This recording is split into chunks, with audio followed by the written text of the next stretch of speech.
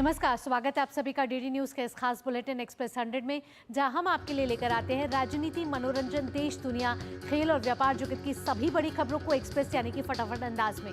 मैं हूं आपके साथ भावना नैयर, तो देखिए खबरें तेज रफ्तार से। संसद के बजट सत्र के दौरान इन दिनों दोनों ही सदनों में विभिन्न मंत्रालयों से संबंधित बजटीय प्रावधानों पर चर्चा चल रही है। आज लोकसभा में प्रश्नकाल और शून्यकाल के अलावा जल शक्ति मंत्रालय, उपभोक्ता मामले, खाद्य एवं सार्वजनिक वितरण मंत्रालय और कृषि और किसान कल्याण मंत्रालय से संबंधित अनुदान की मांगों पर चर्चा और मतदान होना है। इसके साथ ही लोकसभा में केंद्रीय बजट के संबंध में लंबित अनुदान मांगों को सदन में मतदान के लिए प्रस्तुत किया जाएगा।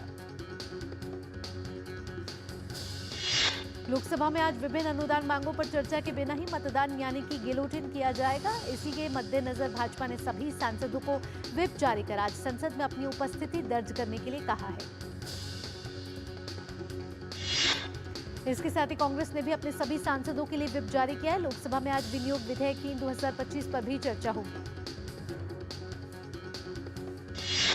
दूसरी ओर राज्यसभा में शून्यकाल और प्रश्नकाल के अलावा गृह मंत्रालय के कामकाज से संबंधित चर्चा होगी। साथ ही उच्च सदन में बैंकिंग कानून संशोधन विधेयक 2024 पर चर्चा की जाएगी। राज्यसभा में आज गैर सरकारी सदस्यों के कार्य के अंतर्गत विभिन्न निजी विधेयकों पर चर्चा होनी है। सांसद जनता के मुद्दों से जुड़े कई निजी विधेयक इस दौरान पेश करेंगे। सांसद सरोगेसी, मीडिया कर्मियों की सुरक्षा समिति, क्रिमिनल लॉ और कार्यस्थल में महिलाओं के विरुद्ध अपराध जैसे विषयों पर निजी विधेयक पेश करेंगे। महाराष्ट्र के नागपुर में हुए हिंसा के मास्टरमाइंड फहीम खान की पुलिस हिरासत का आज आखिरी दिन है। फहीम पर दंगाइयों को इकट्ठा करने और हिंसा को बढ़ावा देने का आरोप है। नागपुर के कुछ इलाकों में स्थिति नियंत्रित और शांति होने के बाद प्रशासन ने कुछ हिस्सों में कर्फ्यू हटा दिया है। 3 दिन बाद हिंसा प्रभावित कपिलवन और नंदनगढ़ इलाके से कर्फ्यू हटाया गया है। साइबर सेल ने अफवाह फैलाने और हिंसा भड़काने के मामले में 34 सोशल मीडिया अकाउंट पर कार्रवाई की है। साथ ही 10 FIR की गई है। बेंगलुरु में आज से RSS की अखिल भारतीय प्रतिनिधि सभा की शुरुआत हो रही है। 23 मार्च तक चलने वाली इस महत्वपूर्ण सभा में संघ प्रमुख मोहन भागवत के अलावा सभी अखिल भारतीय पदाधिकारी शामिल होंगे। इस बार प्रतिनिधि सभा में संघ के कार्य विस्तार की योजना पर चर्चा की जाएगी और बांग्लादेश में हिंदू उत्पीड़न समेत संघ के 100 साल की यात्रा पर प्रस्ताव आएगा। RSS ने बांग्लादेश की अंतरिम सरकार से यह सुनिश्चित करने की अपील की थी कि हिंदुओं पर अत्याचार बंद हो। आमतौर पर संघ की प्रतिनिधि सभा में सामाजिक और राजनीतिक प्रस्ताव पास होते हैं। देश में मौजूद रोहिंग्या घुसपैठियों को लेकर दायर याचिकाओं पर सुप्रीम कोर्ट में आज सुनवाई होनी है। बड़ी संख्या में रह रहे अवैध घुसपैठियों की पहचान करने, उनको अपने देश वापस भेजने के सरकार के फैसले का विरोध किया गया है। साथ ही इन याचिकाओं में देश के नागरिकों की तर्ज पर घुसपैठियों को स्वास्थ्य, शिक्षा और दूसरी बुनियादी सुविधाएं उपलब्ध कराए जाने की मांग की गई है। चुनाव में मुफ्त सुविधाओं के वादे पर रोक की मांग को लेकर दायर याचिका पर सुप्रीम कोर्ट आज सुनवाई करेगा। इस याचिका में ये कहा गया है कि चुनाव के वक्त विभिन्न राजनीतिक दलों की ओर से की जाने वाली यह घोषणाएं मतदाताओं को रिश्वत देने जैसा है, जो कि स्वतंत्र और निष्पक्ष चुनाव में एक बाधा है। दिल्ली विधानसभा चुनाव के दौरान भाजपा, कांग्रेस और आप द्वारा महिलाओं को लेकर की जाने वाली मुफ्त सुविधाओं की घोषणाओं का हवाला दिया गया है।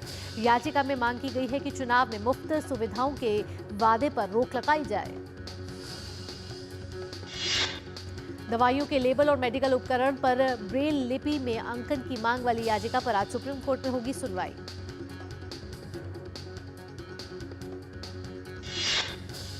एक्सप्रेस 100 में वक्त हो चला एक छोटे से ब्रेक का। ब्रेक के बाद भी रफ्तार भरी खबरों के सिलसिले को रखेंगे यूं ही जारी। मुथूट फाइनेंस पेश करते हैं गोल्ड लोन मेला। गोल्ड लोन लेने पर और कस्टमर रेफर करने पर पाइए सुनहरा मौका, लाखों के गिफ्ट वाउचर जीतने का। साथ ही साथ जीतें आप 24 कैरेट खरा सोना। गोल्ड लोन लेने के लिए आज ही मुथूट फाइनेंस की ब्रांच में जाइए या फिर कॉल कीजिए 1-800-313-1212। मेरी पसंद। मेरी पसंद। मेरी पसंद। मेरी पसंद। हमारी पसंद। हम सबकी पसंद। मजबूत देश का मजबूत सरिया हो गया स्टील। जो लक्ष्य चुना था समझ आने लगा है। GLA यूनिवर्सिटी, उच्च लक्ष्य की निश्चित प्राप्ति। ब्रेक के बाद आपका स्वागत है। आप देख रहे हैं एक्सप्रेस 100। रफ्तार भरी खबरों के सिलसिले को बढ़ाते आगे। राष्ट्रपति द्रौपदी मुर्मू आज अखिल भारतीय आयुर्विज्ञान संस्थान के 49वें वार्षिक दीक्षांत समारोह में मुख्य अतिथि के रूप में शामिल होंगी। राष्ट्रीय दिव्यांग व्यक्तियों की प्रतिभा को प्रदर्शित करने वाले उत्सव पर्पल फेस्ट में शामिल होंगी। इस उत्सव का उद्देश्य विभिन्न विकलांगताओं और लोगों के जीवन पर उनके प्रभाव के बारे में जागरूकता बढ़ाना है। समाजवादी पार्टी के वरिष्ठ नेता आजम खान की अर्जी पर सुप्रीम कोर्ट में आज सुनवाई होगी। आजम खान ने अपने खिलाफ यूपी में दर्ज मामलों में राज्य से बाहर ट्रांसफर किए जाने की मांग की है। पंजाब सरकार ने किसानों को बातचीत करने के लिए न्योता भेजा है। किसानों और सरकार के बीच यह बातचीत आज चंडीगढ़ के पंजाब भवन में होगी। इस बातचीत में पंजाब के कृषि मंत्री गुरमीत सिंह खुंडिया शामिल होंगे और किसानों के साथ 3 मार्च को रुकी हुई बातचीत को इस बैठक में आगे बढ़ाया जाएगा। आज मुख्यमंत्री योगी आदित्यनाथ रामनगरी अयोध्या में 1 दिवसीय दौरे पर रहेंगे। मुख्यमंत्री अयोध्या में हनुमानगढ़ी और रामलला के दर्शन पूजन करेंगे और विभिन्न कार्यक्रमों में शामिल होंगे। मुख्यमंत्री अयोध्या के विकास के साथ साथ रामनवमी की तैयारियों को लेकर अफसरों के साथ चर्चा करेंगे। इस दौरान सीएम योगी राज सदन में लिटरेचर फेस्टिवल में भी शामिल होंगे। सीएम योगी मुख्यमंत्री युवा उद्यमी विकास अभियान के अंतर्गत अयोध्या मंडल के 1100 से अधिक पात्रों को लगभग 50 करोड़ का ब्याज मुक्त ऋण प्रदान करेंगे। केंद्र सरकार नक्सल प्रभावित राज्यों में नक्सलवाद खत्म करने का निरंतर प्रयास कर रही है और इसी कड़ी में छत्तीसगढ़ में कई नक्सलियों के मारे जाने पर भाजपा सांसद दिनेश शर्मा ने गृह मंत्री अमित शाह की सराहना की। जम्मू कश्मीर के राजौरी के थन्ना मंडी इलाके में आतंकियों ने ग्रेनेड से हमला किया। इस हमले में आतंकियों ने सेना को निशाना बनाने की साजिश रची थी, लेकिन उसके मंसूबों पर पानी फिर गया। दिल्ली में विदेश मंत्री डॉक्टर एस जयशंकर ने राष्ट्रमंडल की निर्वाचित महासचिव शर्ली अयोकोरे बोत्सवे से मुलाकात की। विदेश मंत्री ने राष्ट्रमंडल के प्रति भारत के दृष्टिकोण को साझा करते हुए उम्मीद जताई कि यह अधिक उद्देश्यपूर्ण, समसामयिक, कुशल, पारदर्शी और अपने सदस्यों के विचारों को प्रतिबिंबित करता है। विदेश मंत्री डॉक्टर एस जयशंकर ने दक्षिण अमेरिका देश बोलिविया की विदेश मंत्री सेलेंडा सोसा लुंडा से भी मुलाकात कर द्विपक्षीय सहयोग पर व्यापक चर्चा की। न्यूजीलैंड के प्रधानमंत्री क्रिस्टोफर लक्सन ने रॉयल न्यूजीलैंड नौसेना प्रमुख रियर एडमिरल गैरन गोल्डिंग के साथ मुंबई के नौसेना डॉकयार्ड में भारतीय नौसेना की नवीनतम स्वदेश निर्मित विध्वंसक युद्धपोत INS सूरत का दौरा किया। CNRN-ZN ने मुंबई के ND स्थित हेरिटेज हॉल का दौरा किया और अप्रैल में HMNZS के तहत आगामी यात्रा के लिए तकनीकी सहायता के संबंध में डॉकयार्ड के एडमिरल अधीक्षक के साथ चर्चा भी की। नेपाल के पूर्व प्रधानमंत्री गिरिजा प्रसाद कोइराला की 15वीं स्मृति दिवस पर विभिन्न कार्यक्रमों का आयोजन किया गया। जेपी कोइराला ने नेपाल में सशस्त्र संघर्ष को समाप्त कर सशस्त्र कम्युनिस्टों की शांतिपूर्ण राजनीति को मुख्यधारा में लाने में अग्रणी भूमिका निभाई थी। झारखंड की हेमंत सोरेन पार्ट 2 सरकार ने अपने 100 दिन पूरे कर लिए हैं। भाजपा ने कहा कि हेमंत सरकार का चाल और चलन पार्ट 1 की तरह ही रहा है, जिसमें नीतियां हवा हवाई हैं और भ्रष्टाचार का बोलबाला है। उज्जैन में स्थित महर्षि पाणिनि संस्कृत एवं वैदिक विश्वविद्यालय के अभिलेखों में अब इंडिया शब्द के स्थान पर भारत शब्द का उपयोग हुआ। विश्वविद्यालय की कार्यपरिषद की बैठक में ये फैसला हुआ। श्योपुर स्थित राष्ट्रीय कूनो उद्यान में दक्षिण अफ्रीका से लाई गई मादा चीता गामिनी और उसके 4 शावकों को हाल ही में बाड़े से मुक्त कर जंगल में छोड़ दिया गया है। भारत की डेटा सुरक्षा और डिजिटल संप्रभुता को नया आयाम देने के लिए केंद्र सरकार ने देश का पहला स्वदेशी वेब ब्राउजर विकसित करने की पहल की है। इलेक्ट्रॉनिक्स और आईटी मंत्रालय द्वारा स्वदेशी वेब ब्राउजर प्रतियोगिता का आयोजन किया गया। वेब ब्राउजर प्रतियोगिता में 98 प्रविष्टियां आईं और कठोर मूल्यांकन प्रक्रिया के बाद 3 विजेता चुने गए। ओडिशा सरकार ने राज्य में भीषण गर्मी की स्थिति को देखते हुए कक्षा 1 से कक्षा 12वीं तक के स्कूलों का समय तत्काल प्रभाव से सुबह 6:30 बजे से 10:30 बजे तक पुनर्निर्धारित किया गया है। दुनिया भर में आज विश्व ग्लेशियर दिवस मनाया जा रहा है। संयुक्त राष्ट्र ने ग्लेशियरों के महत्व को उजागर करने के लिए साल 2025 को ग्लेशियरों के संरक्षण का अंतर्राष्ट्रीय वर्ष घोषित किया है। विश्व ऑडियो विजुअल मनोरंजन शिखर सम्मेलन वेव्स में यंग फिल्म मेकर्स चैलेंज का आयोजन किया गया है, जिसका उद्देश्य युवा फिल्म निर्माताओं को अपनी रचनात्मकता और मौलिकता व्यक्त करने के लिए सहायक मंच प्रदान करना है। सिटी ग्रुप के मुख्य कार्यपालक अधिकारी जेन फ्रेजर ने वित्त मंत्री निर्मला सीतारमण से मुलाकात की है। इस दौरान भारत में डिजिटलीकरण बढ़ाने की बैंक की पहल पर चर्चा हुई। वाणिज्य एवं उद्योग मंत्री पीयूष गोयल ने देश की सेवा निर्यात की अच्छी वृद्धि का जिक्र करते हुए कहा है कि इस क्षेत्र को अगले वित्त वर्ष में वस्तु निर्यात को पीछे छोड़ते हुए $450 अरब तक पहुंचने का लक्ष्य रखना चाहिए। तेल और गैस कंपनियों को विंडफॉल टैक्स से राहत। नए कानून के तहत अब तेल और गैस कंपनियों को अप्रत्याशित लाभ कर जैसे किसी भी नए कर का सामना नहीं करना पड़ेगा। मार्केट रेगुलेटर सेबी ने पब्लिक इशू से जुड़े नियमों को आसान और साफ बनाने के लिए नए प्रस्ताव रखे। सेबी ने इन सभी प्रस्तावों को 10 अप्रैल 2025 तक जनता से सुझाव मांगे। अंतर्राष्ट्रीय परमाणु ऊर्जा एजेंसी के महानिदेशक राफेल मारियानो ग्रोसी ने भारत की आर्थिक राजधानी मुंबई में टाटा मेमोरियल सेंटर के साथ एक समझौता ज्ञापन पर हस्ताक्षर किए। यह समझौता IAEA की रेज ऑफ होप पहल के तहत किया गया है। टाटा मेमोरियल हॉस्पिटल अंतर्राष्ट्रीय परमाणु ऊर्जा एजेंसी और टाटा मेमोरियल सेंटर के बीच एक एंकर सेंटर के तौर पर काम करेगा। नोकिया की सालाना मोबाइल ब्रॉडबैंड इंडेक्स रिपोर्ट के मुताबिक देश में अगले 3 साल में यानी 2028 तक 5G उपभोक्ताओं की संख्या 2.65 गुना बढ़कर करीब 77 करोड़ पहुंच जाएगी। अभी इनकी संख्या 29 करोड़ है। DPIIT और येस बैंक ने भारत के स्टार्टअप इकोसिस्टम को मजबूत करने के लिए एक साझेदारी की है। ये साझेदारी उत्पाद स्टार्टअप के लिए फंडिंग की उपलब्धता, मार्गदर्शन और बाजार संपर्क प्रदान करने के लिए की गई है।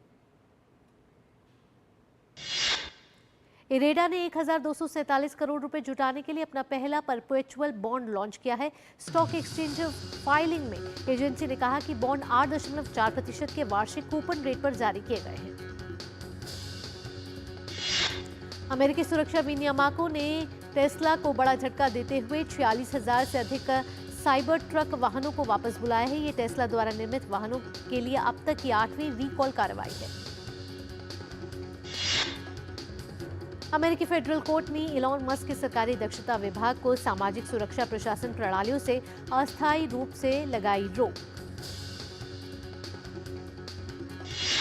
फेडरल कोर्ट के आदेश के तहत डॉज टीम को उस सभी व्यक्तिगत जानकारी को हटाने का आदेश दिया गया है जो उनके पास है। वहीं इस पर ट्रंप और आपको बता दें कि ट्रंप और इलॉन मस्क की भी प्रतिक्रिया आई है और इस प्रतिक्रिया के बाद इलॉन मस्क ने क्या कहा है, इलॉन मस्क में ट्रंप प्रशासन का भी जवाब सामने देखने को मिला है।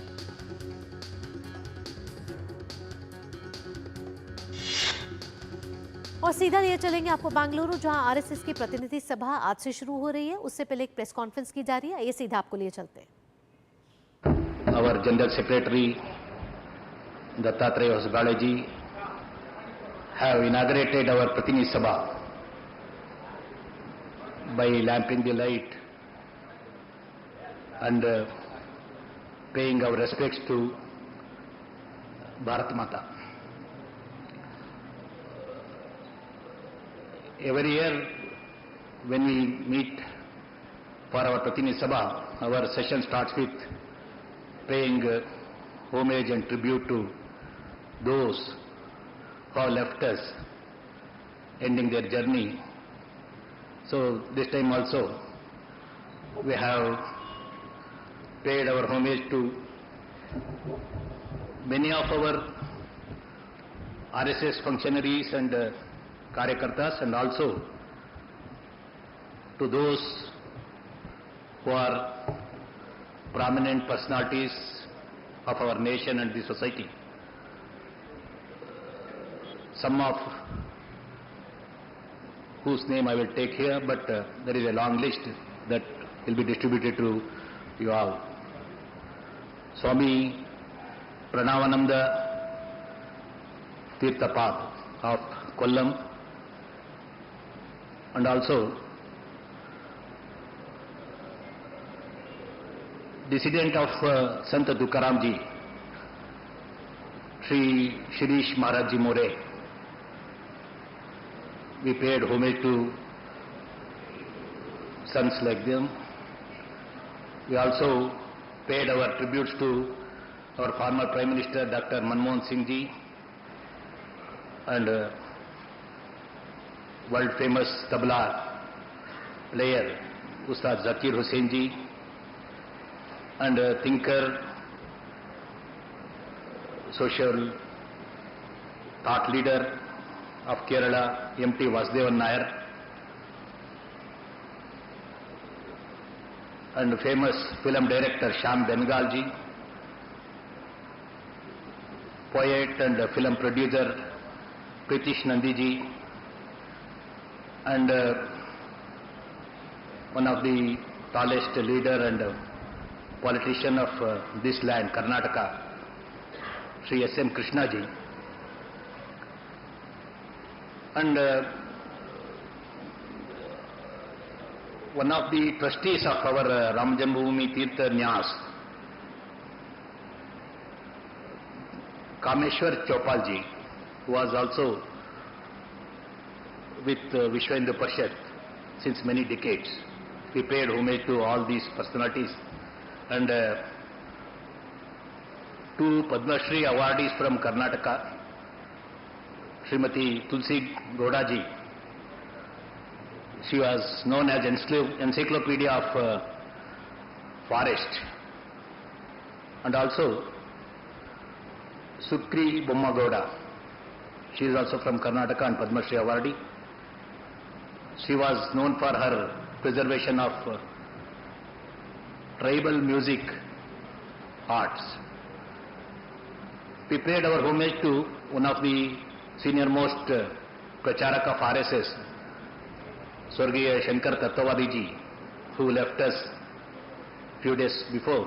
He was instrumental in spreading and consolidating our Hindu Swayamsevak Sangh work, HSS work all over the globe. He left us last week. And also we paid our homage to Sri Devendra Pradhan Ji, who is father of today's HRD Minister Dharmendra Pradhan. Along with it, we paid our tributes to Bibek Debrai Ji.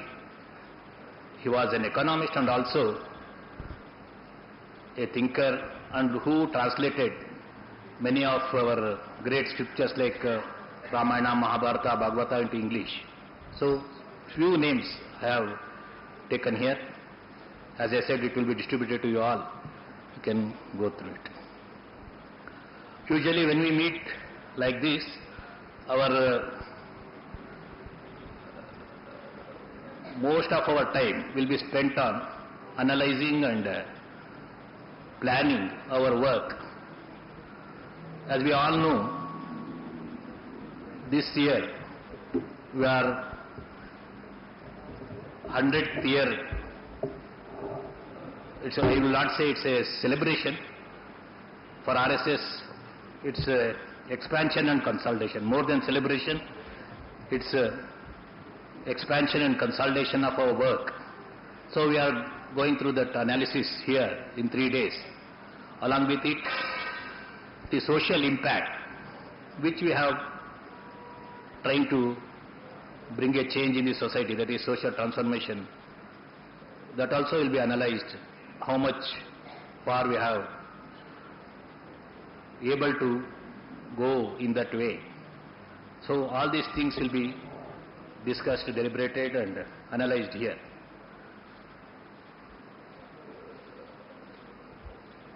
Some of the highlights I want to bring to your attention about our work, RSS work. Number of total places where RSS activities will be held